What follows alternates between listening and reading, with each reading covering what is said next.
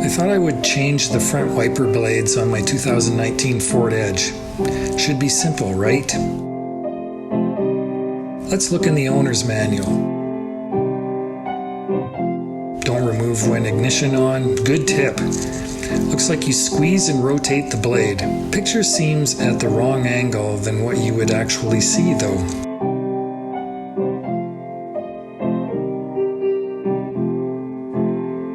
Lift, rotate, remove. Sure, let's try it. This is what I purchased. 2 blades. A driver's blade and a passenger's blade. They are different. Don't mix them up. Here are the part numbers. They are designed so that the airflow pushes them onto the windshield. With ignition off, lift the blades. Here's a quick look at the instructions on the package. The picks seem at the wrong angle again though.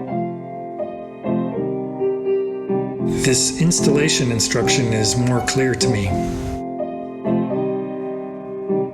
Here's a close-up of a blade. Squeeze the tabs and rotate. That makes more sense to me. Let's do it. This is how to take the old blade off. Squeeze and rotate. That is pretty easy.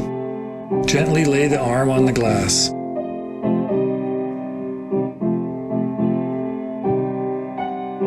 Install the new blade. Click it in place.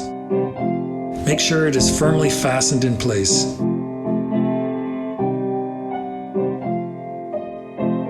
Next, take the other old blade off.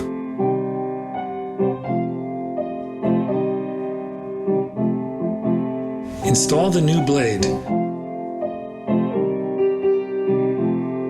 Click it in place.